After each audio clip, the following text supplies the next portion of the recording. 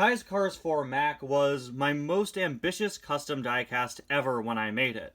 And to this day, it's still the largest Cars diecast I've ever repainted, being a full hauler.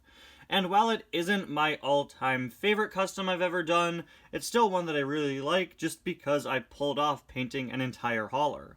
A lot of my viewers may be aware that I actually don't own a regular Mack. I have Jocko Flocko and Cars 2 Mack, but not just a regular Mack from the first or third movies.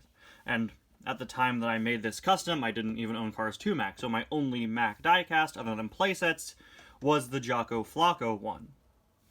I knew that I wanted to do something big for the first Ty's Cars 4 trailer. I've always loved when trailers have little stinger scenes after the title card.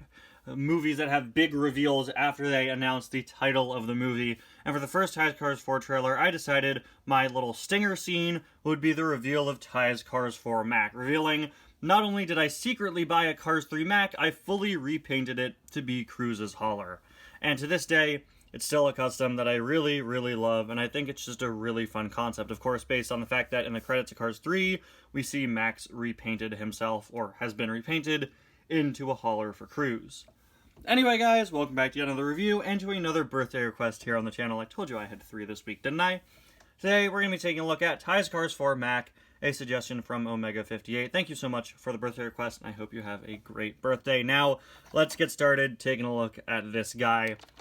Of course, I did review Ty's Cars 4 Mack when I did my custom Mega review after I made Ty's Cars 4, but this is my first time reviewing him all by his lonesome, and it's not often I get to review Cars 4 customs, because again, I reviewed all of them back for the Mega review, so I'm very excited to take another look at one of these in its own dedicated video.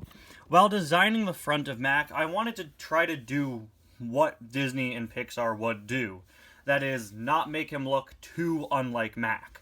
I didn't want to fully paint him blue and yellow. While I would prefer that for a Dinoco Mack design, I knew that isn't something that Disney would do. Heck, when we see Dinoco Mack in the credits of Cars 3, his cab is completely the same, and only the trailer has been changed. So I decided that I would keep the front of Mack red, and just include some yellow and blue elements. Like, for example, the yellow here kind of bleeding over from the hauler, similar to how Cars 3 Mack has a bit of a lightning bolt design going on in that exact same area.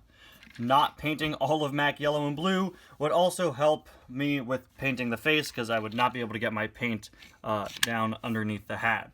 You can see he's all decked out in yellow and blue 51 logos, and all the things you would expect from him being Cruz's hauler. A detail you can't see in the movie, and I'm not sure if I've ever shown this before, is that I even replaced his mud flaps from being Rusty's ones to ones with the 51s on them. Moving on to the trailer itself, it's really nothing all that impressive. In hindsight, I wish I had done the Dinoco dinosaur, but at the time I was a little too nervous and didn't think I could pull it off. My yellow paint is also always very fickle. I have to do a ton of coats of it, and you can see it still doesn't look 100% smooth or perfect. It kind of looks like a block of cheese, if I'm being honest. Just a bunch of color inconsistency with the yellow. And I knew if I messed up the dinosaur, I would not be able to cover up the blue paint with my yellow, because my yellow isn't the best. I actually ran out of yellow while painting this car, and I had to go out and get new yellow paint, so yeah, we got Dinoco 51 on the side. I just decided to keep it nice and simple again, so that I didn't mess up on anything. But I honestly think it works for being a very simplistic design.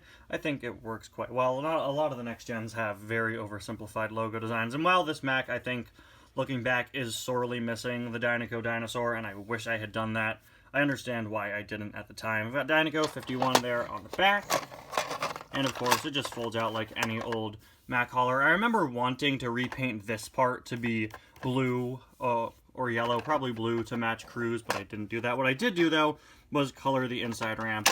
I left no stone unturned while painting this, other than the little air pump there, of course. Slide this back in. You can see on the other side, you got the same old stuff going on, and finally there is a look at the base, and of course, he's just your regular old Mack hauler. And there you have it, a full look at the Ty's Cars 4 Dinoco Mack, or whatever you want to call it. I'll probably call this review Dinoco Mack, I guess. I don't remember what I officially named this, but yeah, it's either Ties Cars 4 Mack or Dinoco Mack. I've called it both things interchangeably pretty much, so there. Anyway, guys, thank you all so much for watching. Once again, happy birthday to Omega58. We'll see you guys next time. Bye now.